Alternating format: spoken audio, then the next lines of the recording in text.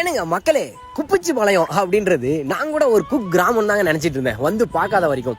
ஆனா வந்து பார்த்த பிறகுதான் தெரியுது உண்மையாலும் இது ஒரு குட்டி சொர்க்கனே சொல்லுவாங்க. ஏன்னு கேட்டீங்கன்னா, விவசாயத்தை மட்டுமே நம்பி வாழ்ற மக்களையும் அந்த மண்ணையும் பார்க்கும்போது இன்னமும் வியப்பா இருக்குங்க.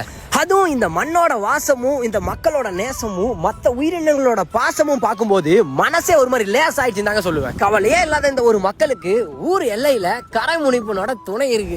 அதுவும் விதைச்ச பயிரெல்லாம் வாடாம செழிக்க ஏரியும் வருஷம் ஒருக்கா மக்க முகத்துல சந்தோஷம் பிறக்க மாரியம்மன் கோயிலும் இருக்கும்போது இன்னமும் கூடுதல் சந்தோஷத்தை கொடுக்குதுங்க.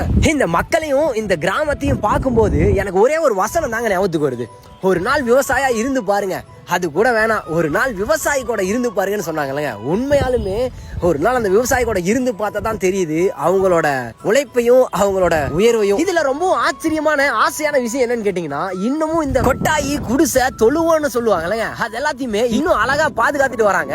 அது மட்டும் இல்லாம இன்னும் ஒருபடி மேல சொல்லணும்னா, இயற்கையோட ஒன்றி வாழ்ற இவங்களோட வாழ்வியல் ரொம்பவும் இனிமையா இருக்கும் தாங்க நான் சொல்லுவேன், நான் உணர்ந்த வரைக்கும். உங்களுக்கு எப்படின்னு மறக்காம கமெண்ட்ல தட்டிட்டு போங்க.